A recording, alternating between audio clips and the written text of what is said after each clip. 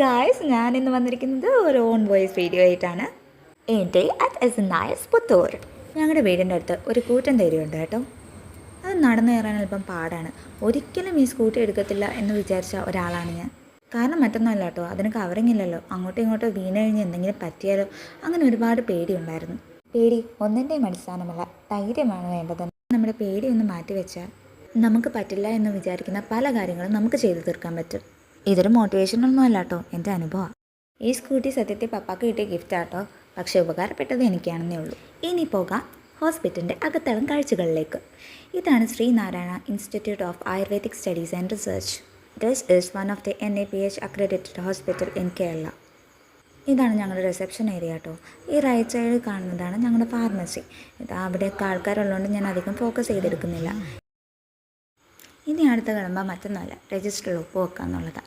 ഈ രജിസ്റ്റർ കറക്റ്റായിട്ട് മാർക്ക് ചെയ്തില്ലെങ്കിൽ അന്ന് നമ്മുടെ അറ്റൻഡൻസ് പോക്കാം. അടുത്തതായി ഇനി നമുക്ക് കാണാം നമ്മുടെ ചെസ് റൂം. ഇവിടെയാണ് ഞങ്ങളുടെ ബാഗ്, ബുക്ക്, പിന്നെ കോട, കമ്പി ഇതെല്ലാം സമയമായി കോട്ടൊക്കെ ഇട്ടൊന്ന് മിനിങ്ങിയിട്ട് അടുത്തതായിട്ട് നമുക്ക് OP-ലോട്ട് പോകാം. ഓരോ ഡിപ്പാർട്ട്മെൻറ്റിലും അതിൻ്റേതായിട്ടുള്ള ഡീറ്റെയിൽസ് എഴുതാൻ വേണ്ടിയിട്ടുള്ള ഫയൽസ് ഉണ്ട്. അപ്പോൾ ആ ഫയൽസ് എടുത്തിട്ട് വേണം നമുക്ക് പോകാൻ. ഇനി ആ ഫയൽസ് ഞാൻ തപ്പാണ്.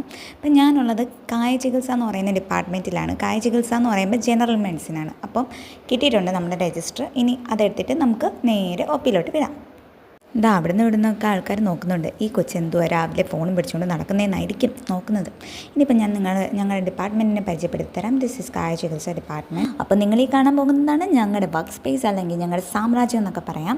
അപ്പോൾ ഇനി ഞാൻ ഫസ്റ്റിലെ ആ ഫയലെടുത്ത് ഇന്നത്തെ ഡേറ്റൊക്കെ എടുത്ത് ഇട്ട് അതൊക്കെ ഒന്ന് സെറ്റാക്കി വെച്ചിട്ട് വേണം. ഇനി വെളിയിൽ ഇഷ്ടംപോലെ പേഷ്യൻസ് വെയിറ്റിംഗ് ആണ്. എനിക്ക് തോന്നുന്നു ഇപ്പോൾ തന്നെ OP-യുടെ പുറത്ത് ഒരു 10 പേരോളം കാണണം. അതായത് രാവിലെ 9 മണി ആവുന്നതേ ഉള്ളൂ, അപ്പോഴത്തേക്കിനും ഇത്രയും പേഷ്യൻസ് എത്തിയിട്ടുണ്ട്. ഇനി 9 മണി കറക്റ്റ് ആയിട്ടുണ്ട്. അപ്പം ഇനി ഓരോ പേഷ്യൻസിനെ നമ്മൾ വിളിച്ച് തുടങ്ങാൻ പോവാം. അപ്പോൾ പേഷ്യൻ്റ് നമ്പർ 1 പോന്നോട്ടെ.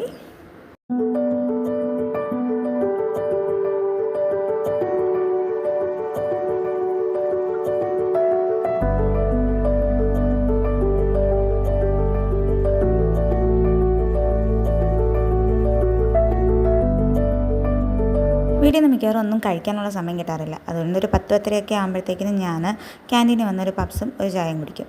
അത് കഴിഞ്ഞ് നേരെ വീണ്ടും OP-ലോട്ട് പോകും, പേഷ്യൻസിനെ നോക്കാൻ തുടങ്ങും. ഇതാണ് എൻ്റെ ഇപ്പോഴത്തെ റൊട്ടീൻ. ഇപ്പോൾ ഏകദേശം 1 മണി ആയി കഴിഞ്ഞു. OP-ൻ്റെയൊക്കെ കഴിഞ്ഞു, ഒരുപാട് പണിയൊക്കെ ഒതുങ്ങി. ഞങ്ങൾ 40 പേഷ്യൻസിനെ ഹിറ്റ് ചെയ്തു. ഇത് കഴിഞ്ഞിട്ട് ഇനിയിപ്പോൾ ഒന്നും കാണിക്കാനില്ല. അപ്പം 4 മണിയായി. ഇത്രയേ ഉള്ളൂ. Tata, bye bye.